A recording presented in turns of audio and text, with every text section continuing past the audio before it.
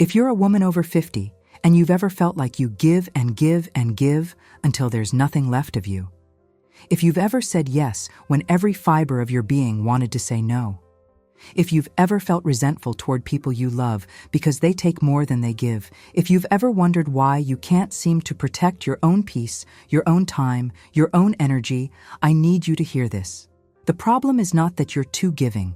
The problem is not that you care too much. The problem is that you never learned how to set boundaries. Or you learned that setting boundaries makes you selfish, mean, cold, ungrateful. And so you've spent 50 years giving yourself away piece by piece until you look in the mirror and don't recognize who's looking back. But here's what I need you to understand before we go any further. Boundaries are not walls. They are not punishments. They are not ways to control other people or push them away. Boundaries are the invisible lines that protect your humanity. They are the difference between generosity and self-destruction, between love and martyrdom, between presence and depletion.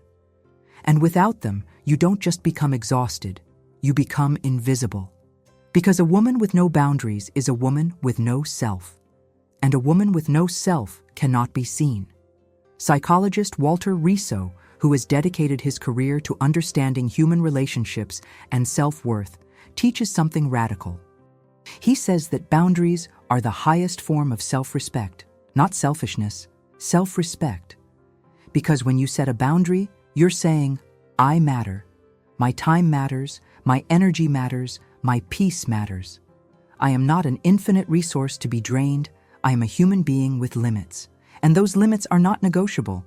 But most women over 50 have never been taught this. You were taught the opposite. You were taught that good women are endlessly available, endlessly accommodating, endlessly flexible. That saying no is selfish, that protecting yourself is cold, that having needs makes you difficult.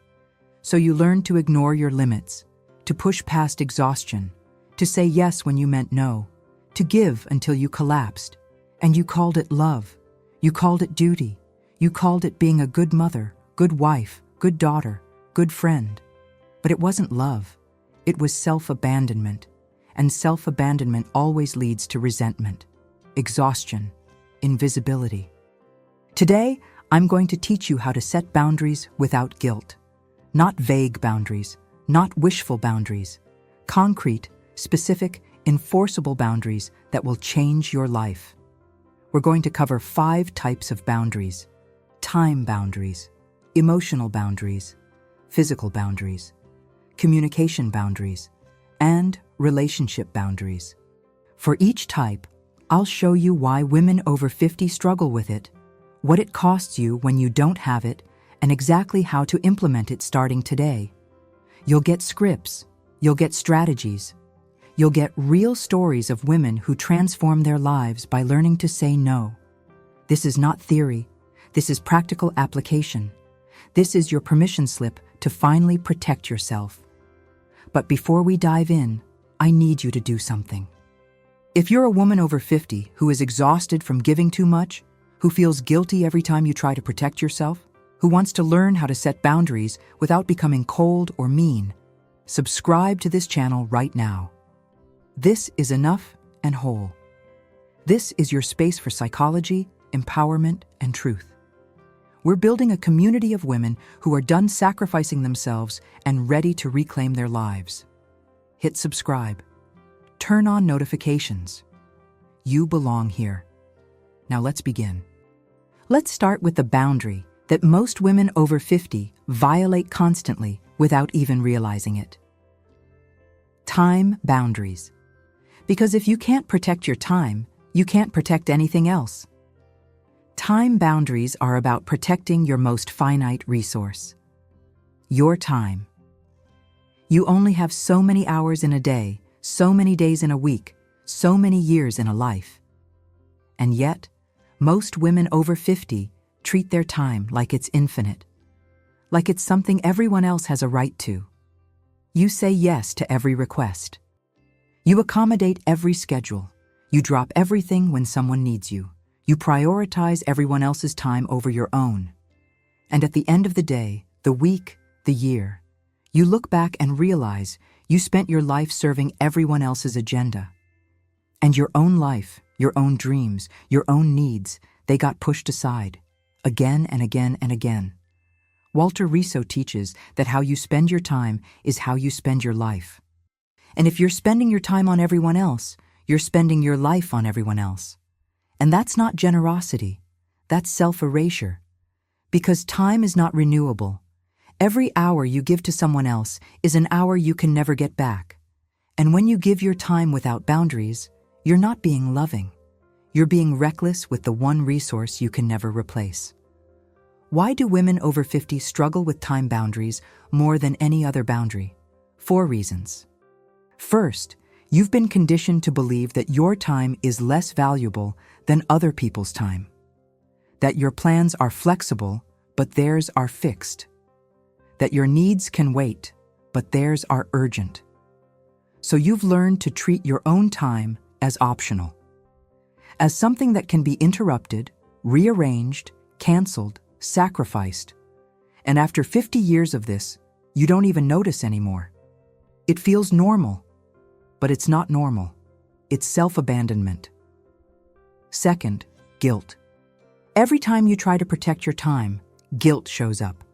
You feel selfish for saying no, selfish for having plans, selfish for not being available, and that guilt is so uncomfortable that you override your boundary just to make it go away. But here's what you need to understand. That guilt is not truth. That guilt is conditioning. It's 50 years of being told that your time belongs to everyone but you. And until you're willing to feel that guilt and set the boundary anyway, you will never be free. Third, fear of disappointing people.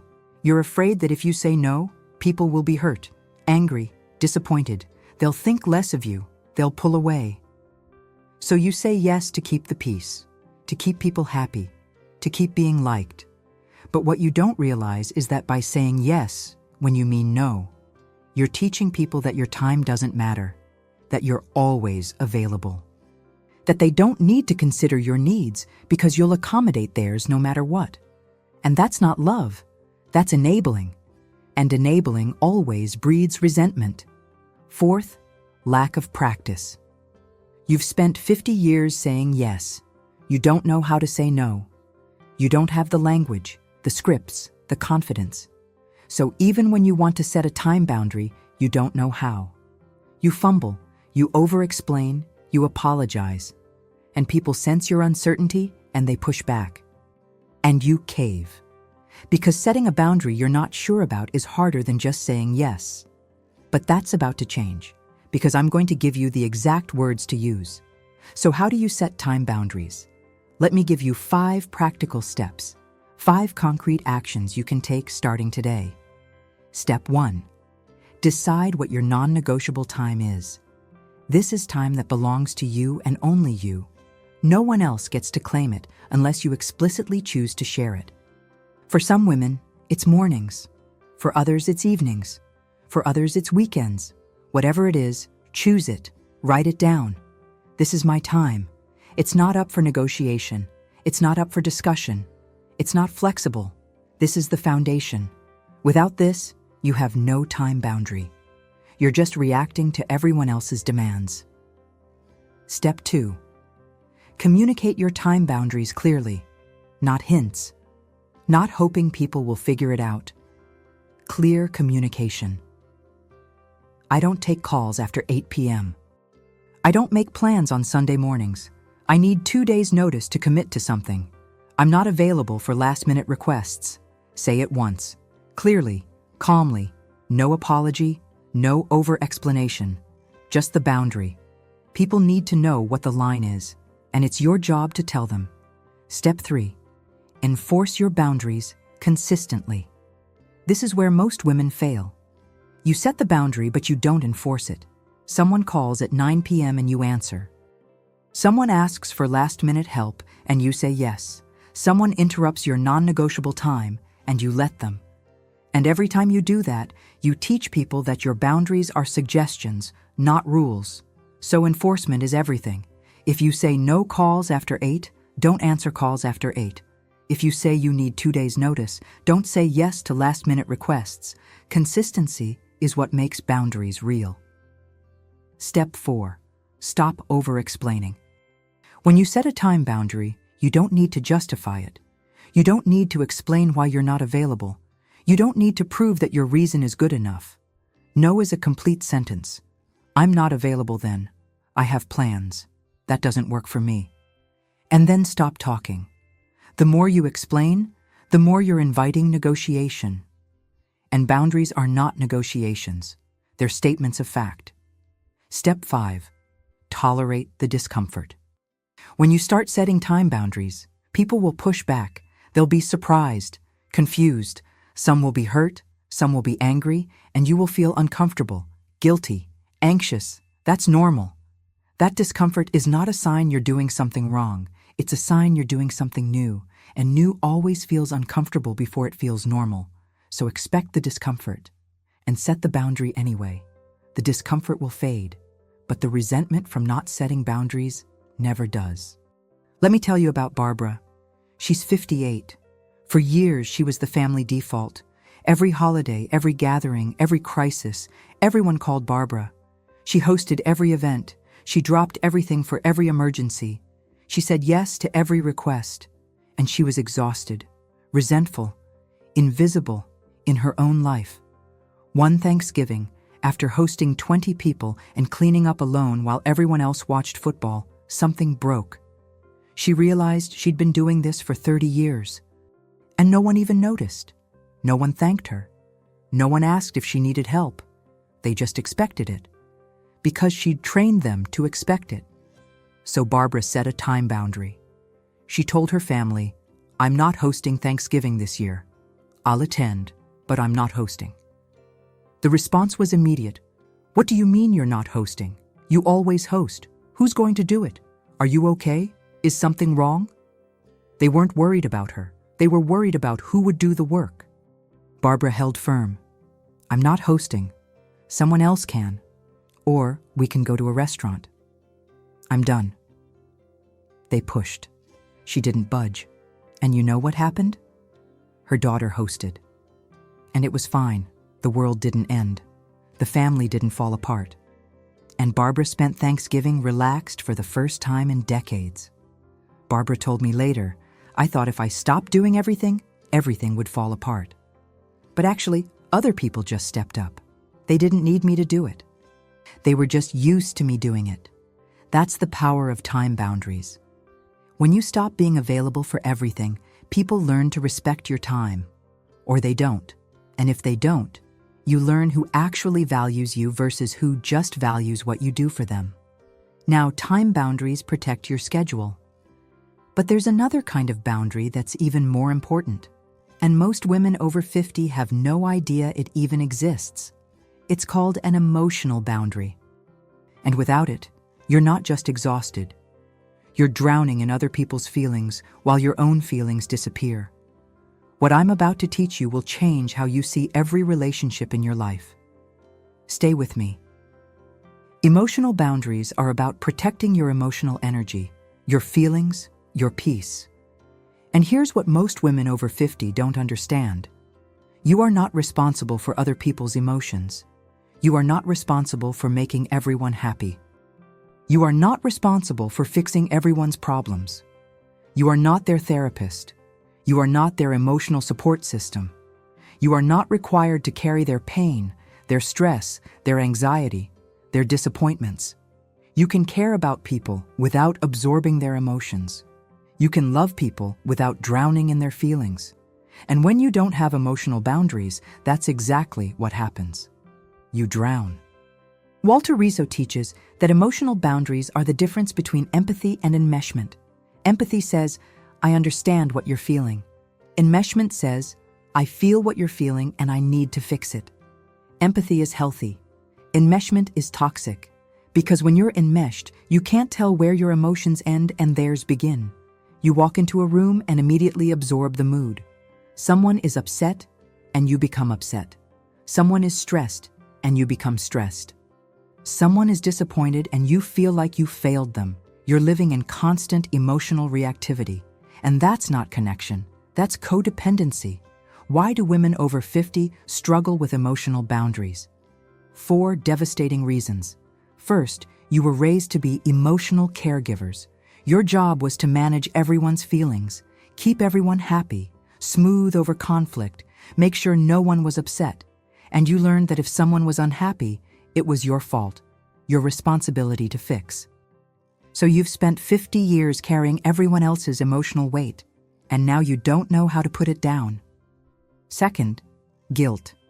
When someone is upset and you don't fix it, you feel guilty, like you're failing them, like you're being cold, selfish, uncaring, so you step in. You take on their emotions. You try to make it better, not because you want to, but because the guilt of not doing it feels worse than the exhaustion of doing it. But that guilt is a lie. You are not responsible for other people's emotional states, and carrying guilt for not fixing everyone is just another way of saying you don't matter. Third, fear of being seen as cold. Women over 50 are terrified of being called cold, heartless, unfeeling. So you overgive emotionally to prove you care. But here's the truth. Having emotional boundaries doesn't make you cold. It makes you sane. You can care about someone without carrying their emotions. You can love someone without losing yourself in their pain. And anyone who calls you cold for having boundaries is someone who benefited from you having none. Fourth, lack of identity. Many women over 50 have built their entire identity around being the emotional caretaker. The one everyone comes to, the shoulder everyone cries on, the person who fixes everything. And if you stop doing that, who are you? That question is terrifying. So you keep doing it, even when it's killing you. Because being needed feels like mattering, but it doesn't. Being needed is not the same as being valued, and sacrificing your peace to be needed is not love. It's self-destruction. So how do you set emotional boundaries? How do you stop absorbing everyone else's emotions without becoming cold or disconnected? Let me give you 6 steps. Step 1. Recognize when you're absorbing someone else's emotions. This is crucial. Most women don't even realize they're doing it. You walk into your daughter's house and immediately feel anxious, but it's not your anxiety, it's hers. You get off the phone with a friend and feel drained, but it's not your pain, it's hers. Start noticing. Whose emotion is this? Is this mine, or am I absorbing someone else's? Once you can name it, you can create distance from it. Step 2. Remind yourself, I am not responsible for fixing this. When someone shares a problem, your instinct is to fix it, to make it better, to take it on. But you don't have to. You can listen without fixing. You can care without carrying. Repeat this like a mantra. I am not responsible for fixing this. Their feelings are not my responsibility. I can care without carrying. Step 3. Use reflective listening instead of problem solving. When someone shares something heavy, instead of jumping in with solutions, reflect back what you heard. That sounds really hard. I can see why you're upset. I hear you. This validates their feelings without making them your responsibility. You're holding space for them without absorbing their emotions. And that's healthy connection, not enmeshment. Step 4. Set limits on emotional dumping. Some people use you as an emotional dumping ground. They call or text and unload everything on you without asking if you have capacity. That's not connection, that's using. So set a limit. I can talk for 20 minutes. Or, I don't have capacity for this right now. Can we talk later? Or, I care about you, but I need our conversations to be more reciprocal. You're not abandoning them. You're protecting yourself. And if they can't respect that, they were never respecting you to begin with. Step 5. Don't make their feelings mean something about you. If someone is angry, it doesn't mean you did something wrong. If someone is disappointed, it doesn't mean you failed them. If someone is upset, it doesn't mean you're responsible. Their feelings are information about them, not verdicts about you.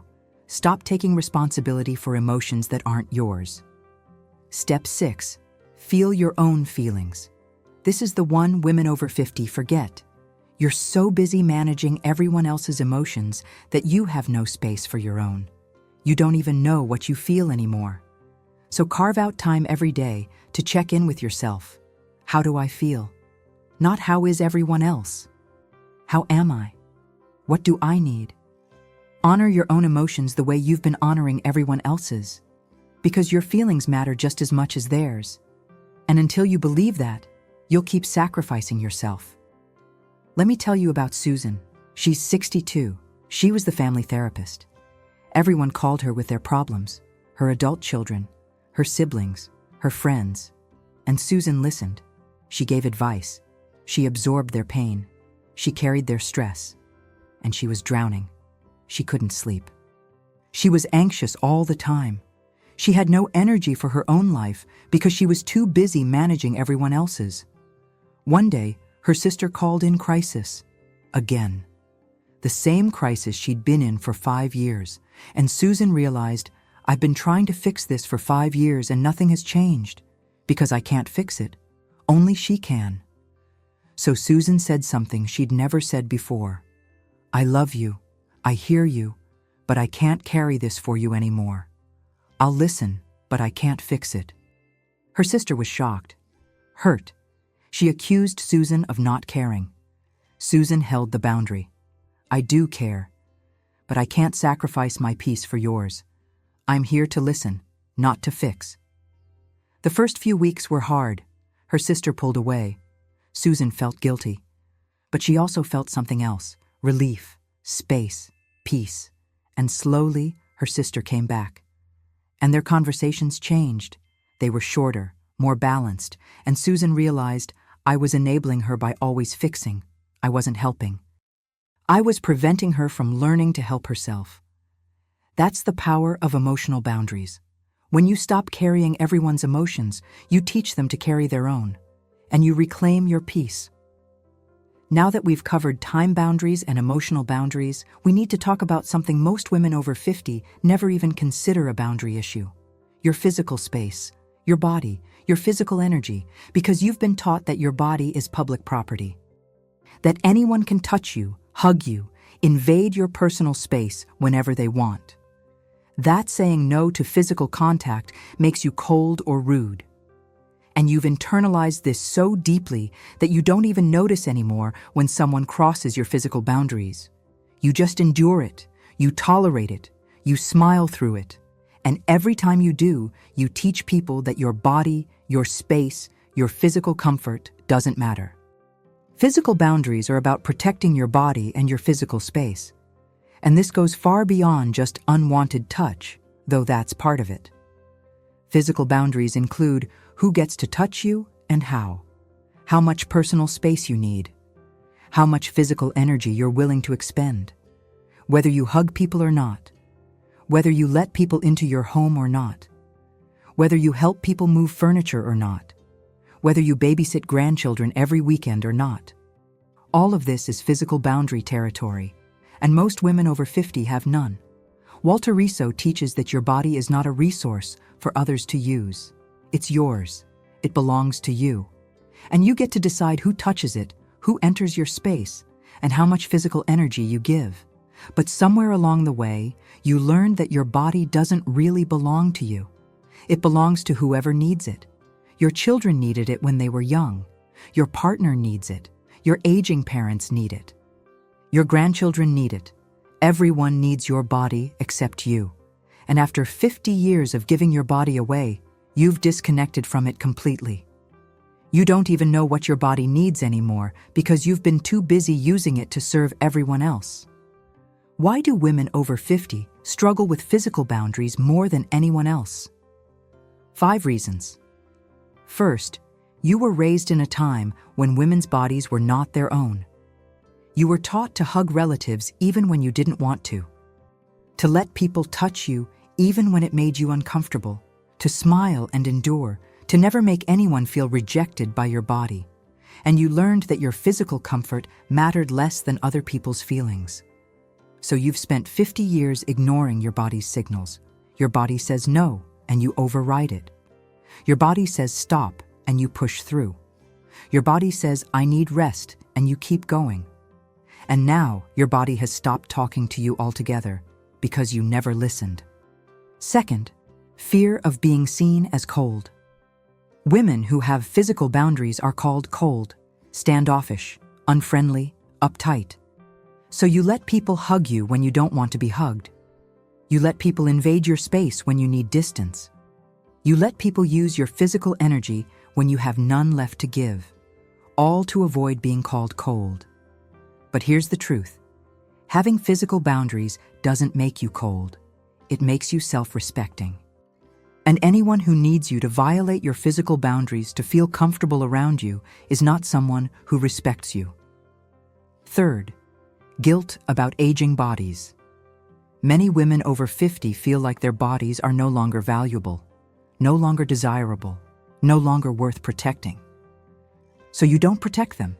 You let people treat your body carelessly because you've started treating your body carelessly. You've internalized the message that aging bodies don't deserve boundaries, that you should be grateful for any physical attention or touch, even if it's unwanted. But your body deserves respect at every age, and until you believe that, you'll keep letting people violate your physical space. Fourth, the caretaker role. You've spent decades using your body to serve others, lifting children, cleaning houses, caring for aging parents, cooking meals, running errands, and your body has become a tool for service rather than a vessel for your life. You don't see your body as something to protect. You see it as something to use until it breaks. And that's not love. That's abuse. Self-abuse. Fifth, lack of awareness.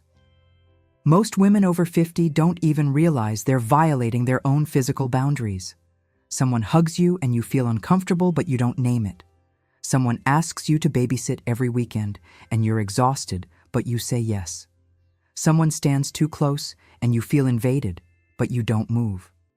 You've been ignoring your body's signals for so long that you don't even hear them anymore. And if you can't hear the signal, you can't set the boundary. So, how do you set physical boundaries when you've spent 50 years ignoring them? Let me give you 7 steps, 7 concrete actions that will help you reclaim your body and your physical space.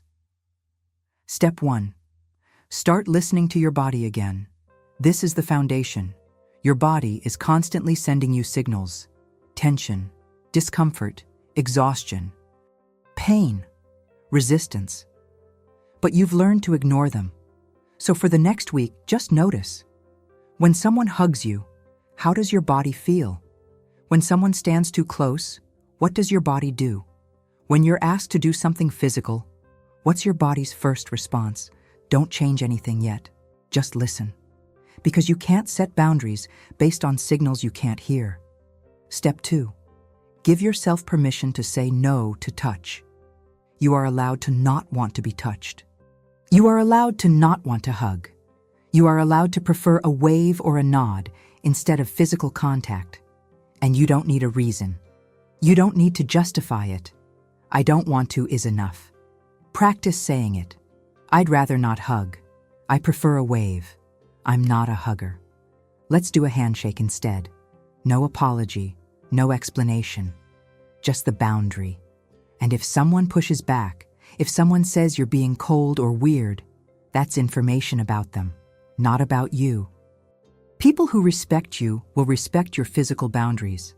Step 3. Create space physically when you need it. If someone is standing too close, step back. If someone is invading your personal space, move. If someone reaches out to touch you and you don't want to be touched, take a step back. You don't need to announce it. You don't need to make a scene. Just move. Your body is allowed to take up space. Your body is allowed to have a bubble around it that others can't enter without permission. And protecting that space is not rude. It's self-respect. Step 4. Stop overriding your body's limits. If you're exhausted, rest.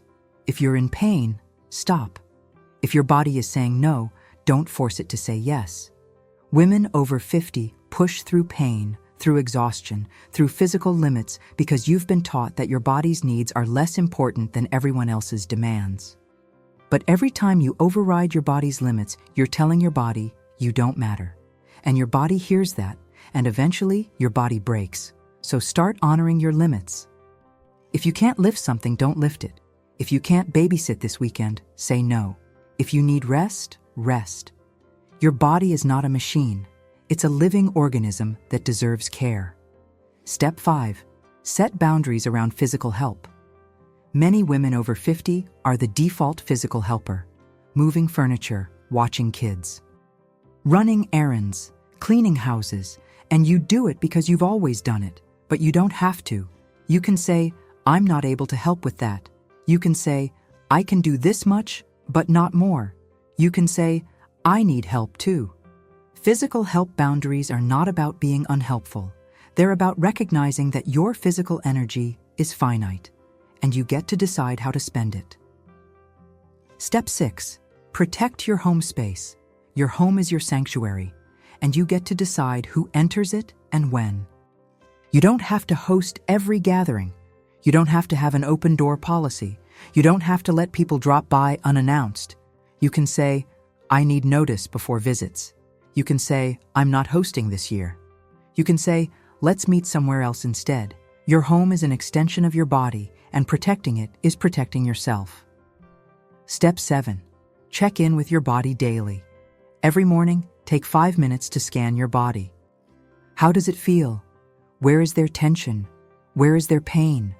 What does it need? Water, movement, rest, touch, space, and then honor what you hear. This daily practice rebuilds the connection between you and your body. And when you're connected to your body, you can set boundaries that actually protect it. Let me tell you about Diane. She's 61. For years, she babysat her grandchildren every weekend. Friday night through Sunday afternoon, she loved her grandchildren, but she was exhausted. Her body hurt. She wasn't sleeping well. She had no time for herself. But she kept saying yes because she thought that's what good grandmothers do. And she was terrified that if she said no, her daughter would be angry, that she'd be seen as selfish, that she'd lose access to her grandchildren. One weekend, Diane's back went out. She could barely move. She called her daughter and said, I can't take the kids this weekend. I'm in too much pain. Her daughter was frustrated, but she figured it out. And Diane spent the weekend in bed, resting. And something shifted. She realized, my body has been screaming at me for months, and I've been ignoring it. And it took my back giving out completely for me to finally listen. When her back healed, Diane set a new boundary. I can babysit 1 weekend a month. Not every weekend. 1. Her daughter pushed back. But you always do it. How am I supposed to work? Diane held firm. I love the kids. But I can't keep doing this. My body can't handle it. And 1 weekend a month. That's what I can offer. Her daughter was angry for a few weeks, but she adjusted. She found other childcare. And Diane got her weekends back. She started taking walks, resting, doing things she loved, and her body started healing. Diane told me 6 months later, I thought setting that boundary would ruin my relationship with my daughter. But actually, it saved it. Because I was starting to resent her, resent the kids, and that resentment was poison. Now when I have them, I'm present. I'm not exhausted. I actually enjoy it. That's the power of physical boundaries. When you protect your body, you stop resenting the people you love, because you're no longer sacrificing yourself for them. Now, we've covered time boundaries, emotional boundaries, and physical boundaries. But there's one more type of boundary that determines whether people respect you or walk all over you. And it's the one most women over 50 have never been taught. Communication boundaries. Because it's not just what you say, it's how you're allowed to be spoken to. And if you don't have communication boundaries, nothing else matters. Because people will disrespect you with their words, and you'll just take it. What I'm about to teach you will change every conversation you have for the rest of your life. Stay with me. Communication boundaries are about how people are allowed to speak to you, the tone they use, the words they choose, the way they engage with you, And here's what most women over 50 don't understand. You are allowed to have standards for how people communicate with you. You are allowed to refuse disrespect. You are allowed to end conversations that are abusive, dismissive, or cruel. You are allowed to require kindness, respect, consideration, even in disagreement, even in conflict, especially in conflict. But most women over 50 have no communication boundaries. People yell at you and you take it. People dismiss your feelings and you accept it. People interrupt you and you go quiet. People speak to you with contempt and you try harder to please them. You've been taught that setting communication boundaries makes you controlling, difficult, too sensitive. So you let people speak to you in ways you would never speak to them. And every time you accept disrespectful communication, you teach people that your dignity is negotiable. Walter Riso teaches that how someone speaks to you reveals how they see you. And if they speak to you with disrespect, it's because they don't respect you. Not because you haven't earned respect, but because they've learned they can disrespect you without consequence. And you taught them that. By accepting it, by tolerating it, by staying in conversations that should have ended the moment disrespect entered. Why do women over 50 struggle with communication boundaries? 4 devastating reasons. First, you've been taught to keep the peace at all costs, even when keeping the peace means sacrificing your dignity. So when someone raises their voice, you lower yours.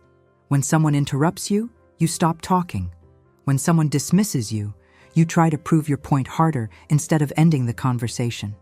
You think if you can just communicate better, clearer, softer, they'll hear you. But that's not how it works.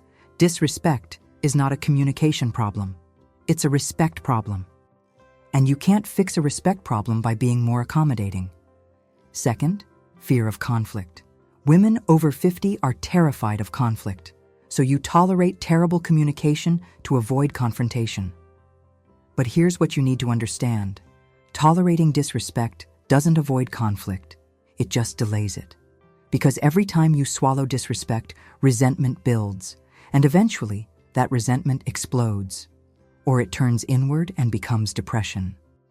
Either way, avoiding conflict by accepting poor communication doesn't keep the peace. It destroys it slowly. Third, belief that you're too sensitive. Every time you try to set a communication boundary, someone tells you you're overreacting. You're too sensitive. You're being dramatic. It wasn't that bad. And you believe them. You start doubting yourself. Maybe I am too sensitive. Maybe I am overreacting. But here's the truth. If someone's words hurt you, you're not too sensitive. They were too cruel. Your feelings are valid. Your boundaries are valid. And anyone who tells you you're too sensitive when you ask to be treated with respect is someone who wants the freedom to disrespect you. Fourth, low self-worth. Deep down, many women over 50 believe they don't deserve respectful communication. You believe that at your age, you should be grateful anyone talks to you at all. That you're lucky to be included in the conversation, even if you're being dismissed. That you don't have the right to require respect. But that belief is killing you. Because every time you accept disrespectful communication, you confirm to yourself that you don't matter. And if you don't matter to yourself, you won't matter to anyone else. So how do you set communication boundaries? How do you require respect without becoming controlling or difficult? Let me give you 8 powerful steps. Step 1. Define what respectful communication looks like for you. Get specific. For me, respectful communication means no yelling, no name-calling, no interrupting, no dismissing my feelings, no contempt. Write it down. These are my standards. Not demands, not ultimatums. Standards. This is how I require to be spoken to. And if you can't meet that, we can't have this conversation. Step 2. Name disrespect when it happens. In the moment. Calmly. I need you to lower your voice. I need you to stop interrupting me. That tone is not okay. I'm not continuing this conversation if you're going to speak to me that way. You're not attacking them. You're naming what's happening, and naming it puts the spotlight on their behavior instead of letting it slide. Step 3. Pause conversations that become disrespectful. You don't have to stay in a conversation that's gone bad. You can say, I need to pause this. We can come back to it when we can both be respectful. And then leave, hang up, walk away. You're not punishing them. You're protecting yourself, and you're teaching them that disrespect ends conversations. Step 4. Don't engage with contempt. Contempt is the deadliest form of disrespect. It's when someone speaks to you like you're beneath them, like you're stupid, worthless, pathetic. And when someone speaks to you with contempt, there's only one response: end the conversation. You can't reason with contempt. You can't fix contempt.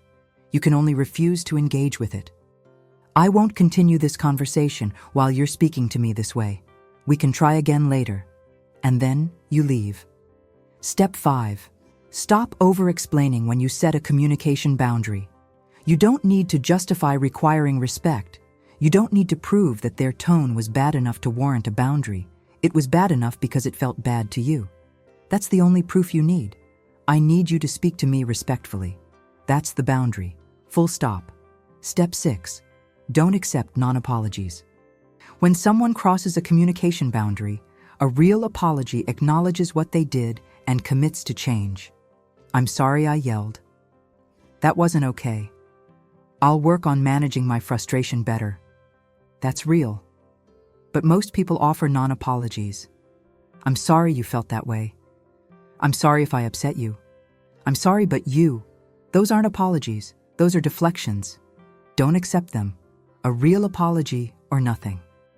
And if they can't offer a real apology, that's information about whether they actually respect you. Step 7. Build a script library. Have go-to phrases ready for common boundary violations. For yelling, I don't respond well to yelling. Let's talk when you can use a calm voice. For interrupting, I'd like to finish my thought. For dismissing, my feelings are valid even if you don't agree with them. For contempt, I'm ending this conversation. We can try again when you can speak to me with respect. Having scripts ready means you're not scrambling in the moment. You're prepared. Step 8. Follow through every time. This is non-negotiable. If you say you'll end the conversation if they yell, end it. If you say you'll leave if they're disrespectful, leave. Every time you don't follow through, you teach people your boundaries are empty threats. And empty threats are worse than no boundaries at all, because now they know they can push and you'll cave. Let me tell you about Carol. She's 57. Her adult son spoke to her with contempt. He'd roll his eyes, sigh heavily when she spoke, tell her she didn't understand anything, dismiss her opinions, talk to her like she was stupid. And Carol took it. She told herself, he's just stressed. He doesn't mean it. Boys will be boys. But inside she was devastated. She felt small, worthless, like she didn't matter to her own child. One day, Carol was helping him with something and he snapped at her. God, Mom, why don't you just listen for once? You never get anything right. Something in Carol broke. She put down what she was holding and said, I need you to stop speaking to me that way. He looked shocked. What way? Like I'm stupid. Like I'm worthless. Like I don't matter. I'm your mother and I deserve respect. He started to argue. Carol cut him off. No, I'm not arguing about this. Either you speak to me with respect or I leave. Right now. He tried to minimize it. You're overreacting. It's not that serious. Carol picked up her purse and headed for the door. Where are you going? Home. We can talk when you're ready to speak to me respectfully. And she left. He called later that night, not to apologize, to tell her she was being dramatic. Carol didn't engage. When you're ready to apologize, I'll be ready to talk. Until then, I need space. And she held the line. It took 3 weeks. 3 weeks of silence. Carol was terrified she'd ruined their relationship, but she held firm. Finally, he called. Mom, I'm sorry. I've been treating you terribly. You don't deserve that. It wasn't okay. Carol cried. Thank you. That's all I needed. That's what Carol learned. People can change how they speak to you, but only if you require it.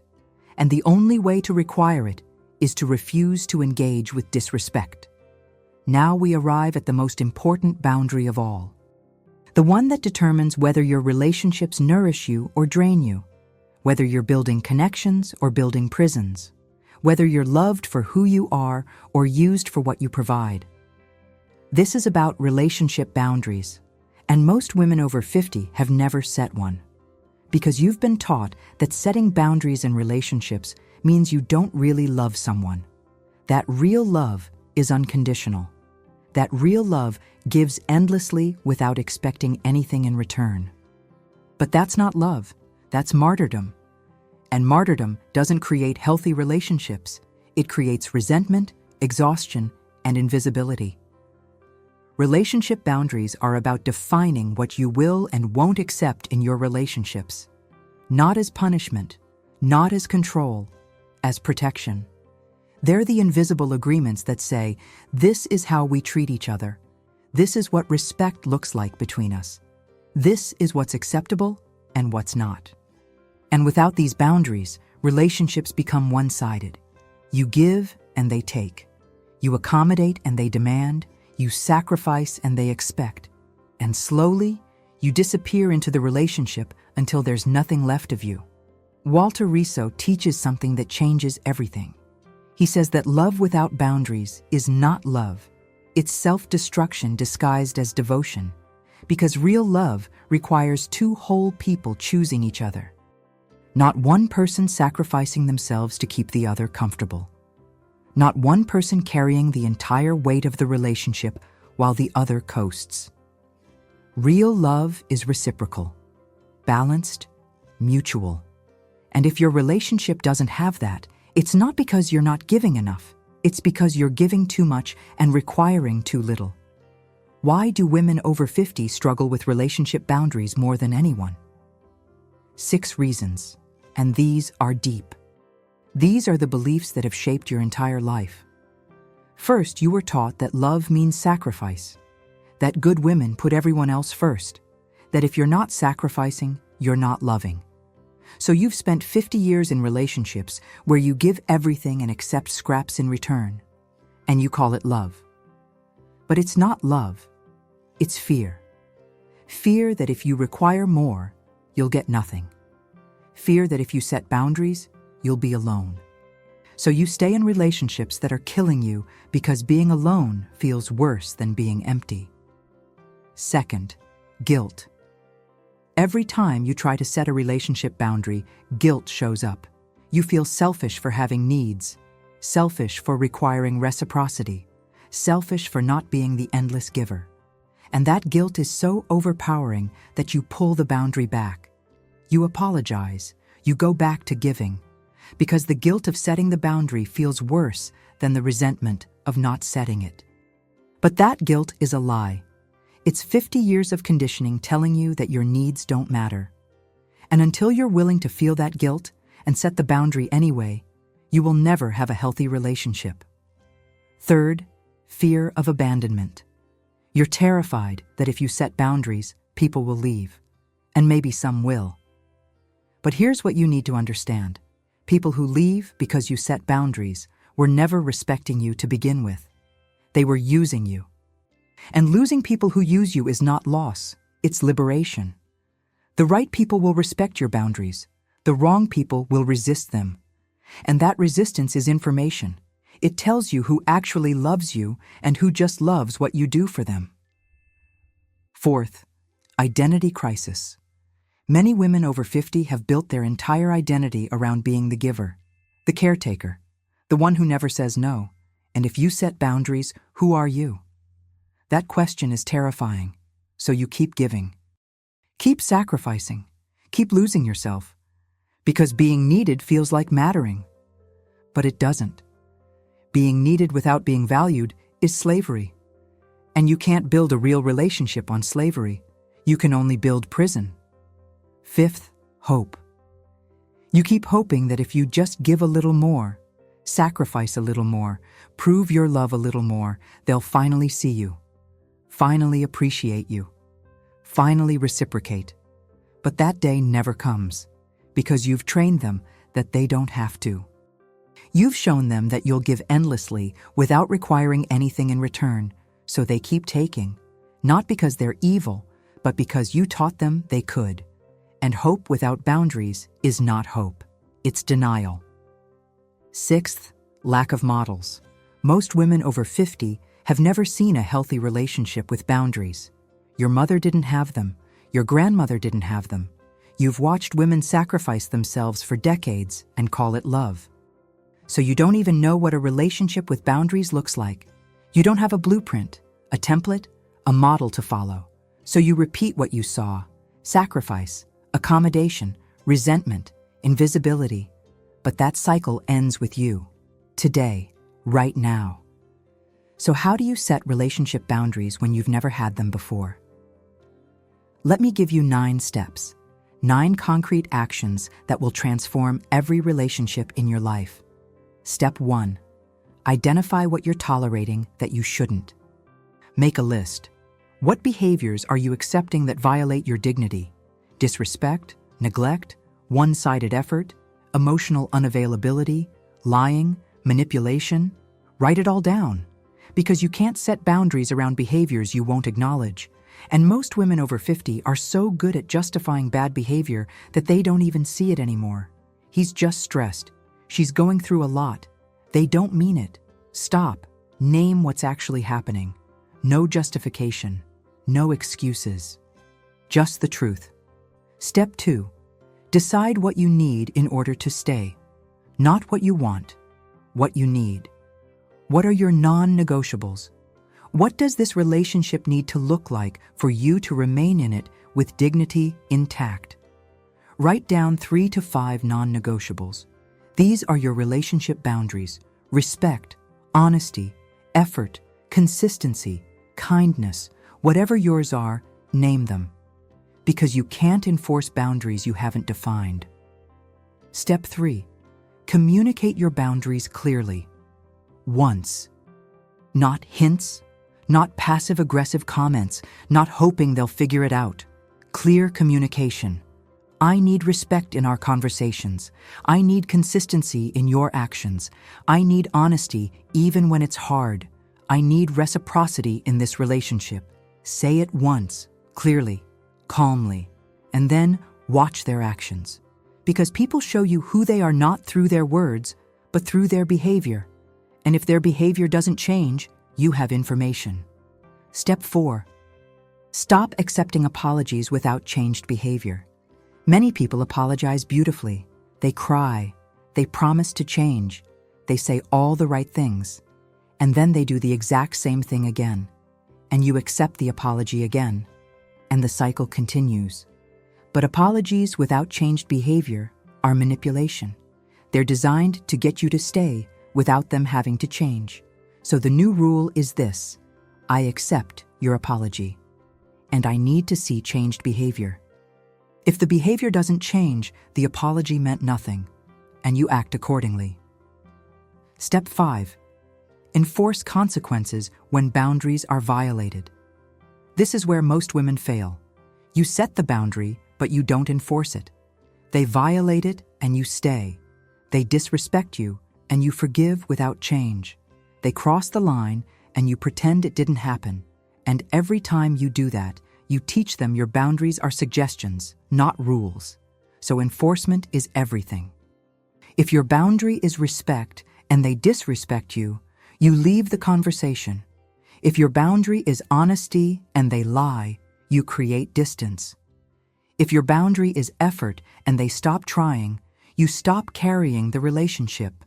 No threats, no ultimatums, just action. Boundaries without consequences are just wishes. Step 6. Stop explaining or justifying your boundaries. You don't need to convince someone that your boundaries are reasonable. You don't need to prove that you deserve respect. You don't need to justify why you won't tolerate certain behaviors. Your boundaries are not up for debate. They're not up for negotiation. They're statements of fact. This is what I need. If you can't give it, I understand. But I'm not changing it. And then stop talking. The more you explain, the more you're inviting them to argue. And boundaries are not arguments. They're lines. Step 7. Accept that some relationships will end, and that's okay. Some people can't or won't respect your boundaries. And when that happens, the relationship ends. Not because you're difficult, not because you're asking for too much, but because they can't meet the basic requirements of a healthy relationship. And losing those relationships is not failure. It's self-respect. Better to be alone with your dignity than in a relationship that requires you to abandon yourself. Step 8. Grieve the relationships that end. This is important. When you set boundaries and relationships end, there's grief. Even if the relationship was unhealthy, even if you're better off, there's still loss. So give yourself permission to grieve, cry, feel the sadness, the disappointment, the fear, and then release it. Because on the other side of that, grief is freedom, and freedom is worth grieving for. Step 9. Celebrate the relationships that survive. Because some will. Some people, when you set boundaries, will rise to meet them. They'll adjust. They'll change. They'll respect you. And those relationships will become deeper, stronger, healthier, because now they're based on mutual respect, not one-sided sacrifice. So celebrate those people, honor them, invest in them, because they're showing you what real love looks like, and real love always respects boundaries. Let me tell you about Nancy. She's 64. She was in a relationship with a man for 8 years. And for 8 years, she gave everything. She accommodated his schedule. She supported his dreams. She listened to his problems. She rearranged her life to fit his needs. And what did she get in return? Scraps. He saw her when it was convenient for him. He canceled plans regularly. He rarely asked about her life. He showed up when he wanted something and disappeared when he didn't. And Nancy accepted it because she loved him. And she thought love meant accepting whatever someone was willing to give. But deep down, Nancy was miserable.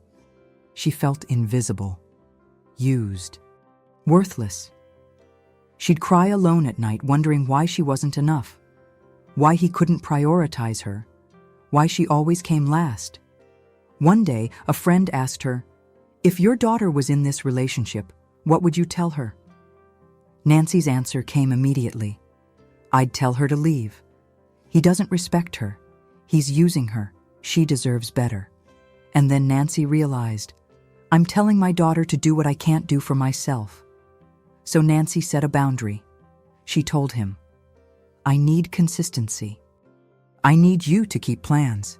I need you to show up for me the way I show up for you. If you can't do that, I can't continue this relationship. He promised to change. For 2 weeks he did. Then he fell back into old patterns, canceled a date last minute, didn't call when he said he would. Nancy didn't argue. She didn't explain. She just said, I told you what I need. You're not giving it. I'm done. And she walked away. He called a week later, apologizing, promising to change, begging for another chance. Nancy said, I've heard that before. Your words don't mean anything to me anymore. Only your actions do. And your actions have shown me you don't respect me. I'm not coming back. It was the hardest thing she'd ever done. She grieved. She doubted herself. She wondered if she'd made a mistake. But she held firm. A year later, Nancy is in a new relationship with a man who shows up, who keeps his word, who prioritizes her, who treats her with respect. Not because she begged for it, but because that's who he is. And Nancy realized, I spent 8 years trying to force someone to respect me who never would, because I didn't respect myself enough to leave. That's what Nancy learned. You can't force someone to respect your boundaries, but you can respect yourself enough to walk away from people who won't. Now, if you're still with me, if these words are landing in your heart, I need you to pause right now and do something. Go to the comments. Tell me which boundary is hardest for you to set. Time, emotional, physical, communication, relationship? I want to hear from you. Because this is not just a video. This is a conversation. This is a community. And I read every single comment. So tell me, where are you struggling? What boundary do you need to set but haven't? Let's talk about it. I'm here. And so are thousands of other women who are walking this path with you. Now let's bring this all together. We've covered 5 types of boundaries. Time boundaries that protect your schedule and your most finite resource. Emotional boundaries that protect your feelings and your peace from other people's chaos. Physical boundaries that protect your body and your physical space. Communication boundaries that protect your dignity by requiring respectful communication. And relationship boundaries that protect your worth by requiring reciprocity and mutual respect. These 5 boundaries are not optional. They're not nice to have. They're essential. They're the difference between a life of dignity and a life of resentment, between presence and invisibility, between self-respect and self-destruction. But here's what I need you to understand. Boundaries are not magic. They don't automatically fix everything. They don't make toxic people suddenly become healthy. They don't erase years of conditioning overnight. What boundaries do is this. They reveal. They reveal who actually respects you and who is just using your lack of boundaries. They reveal which relationships are built on love and which are built on your sacrifice. They reveal your own strength, your own courage, your own capacity to choose yourself even when it's hard. And yes, setting boundaries will cost you. Some relationships will end, some people will be angry, some will call you selfish, some will pull away, and that will hurt. But here's what you gain. You gain yourself. You gain your peace. You gain your energy. You gain your dignity. You gain relationships that are real instead of relationships that require you to be fake. You gain the ability to look in the mirror and respect who you see. And that is worth every relationship you lose. Because any relationship that requires you to have no boundaries is not a relationship worth keeping. Walter Riso says that boundaries are not about pushing people away. They're about bringing the right people closer. Because when you have boundaries, the people who respect you can get closer. They know where the lines are. They know what you need. They know how to love you in a way that honors you. And the people who don't respect you will keep their distance. Not because you're difficult, but because they can't get what they want from you anymore. And that's not a problem. That's protection. So here's what I want you to do. Today, not tomorrow, not next week. Today, choose one boundary. Just one. The one that felt most urgent as you listened. Maybe it's telling your adult children you're not available every weekend. Maybe it's ending conversations when someone yells at you. Maybe it's requiring your partner to speak to you with respect. Maybe it's saying no to physical touch you don't want. Maybe it's walking away from a relationship that's been draining you for years. Whatever it is, choose one and set it. Today. And here's how you'll know you're doing it right. You'll feel scared. You'll feel guilty. You'll feel like you're being selfish. You'll want to take it back. That feeling is not a sign you're doing something wrong. It's a sign you're doing something new. Something your nervous system isn't used to. Something that goes against 50 years of conditioning. So feel the fear, feel the guilt, and set the boundary anyway. Because courage is not the absence of fear. Courage is doing what's right even when you're terrified. And if you set a boundary and someone gets angry, remember this. Their anger is information. It's telling you that they benefited from you having no boundaries. And they're upset that benefit is ending.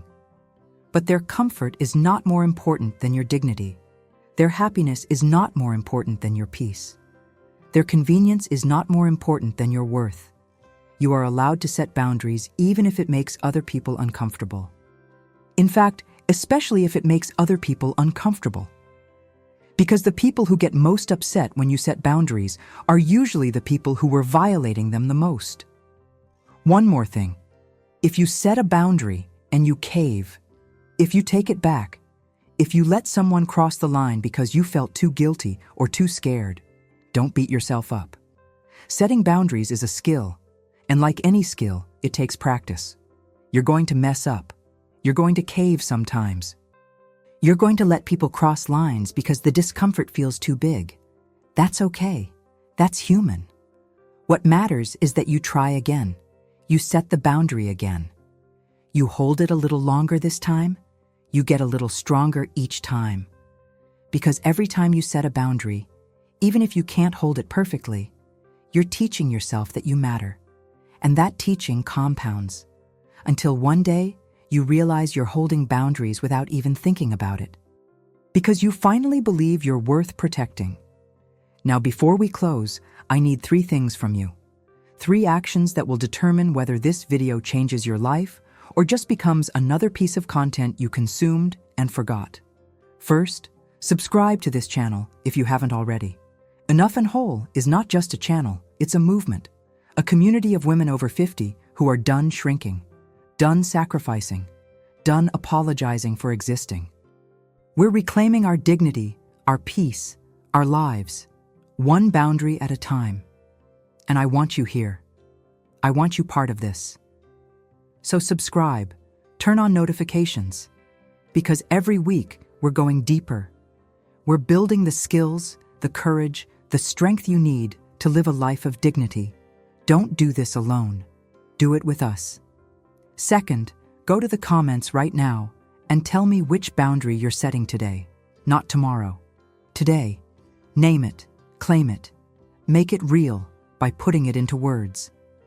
And when you write it down, you're not just telling me, you're telling yourself, you're making a commitment, and I'll be there. I read every comment, and I'll respond. Because you're not alone in this. We're doing this together. Third, share this video with one woman who needs it.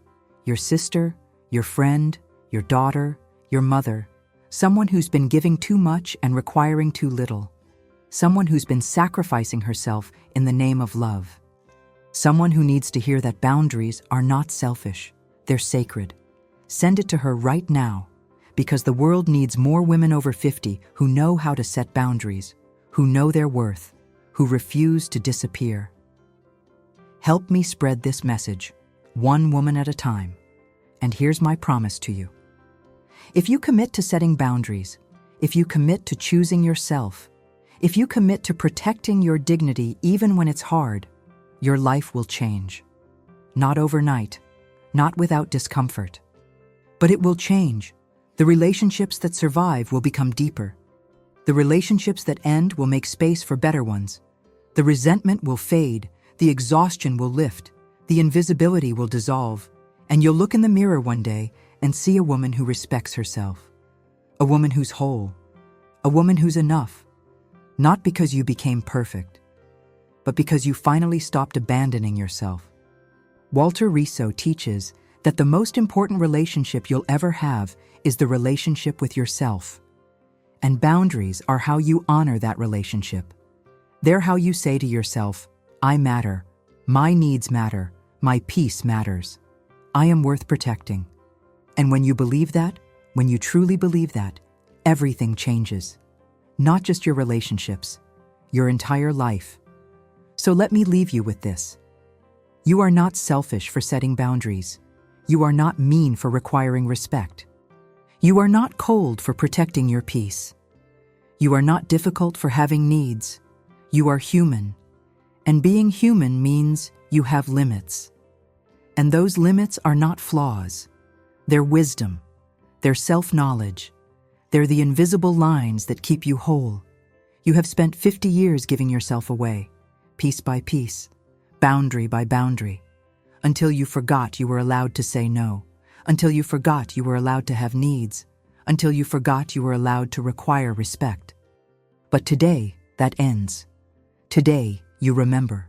You remember that you are not infinite. You remember that you are not public property. You remember that your life is yours. Your time is yours. Your energy is yours. Your body is yours. Your dignity is yours. and you get to protect it. You get to guard it. You get to set boundaries around it.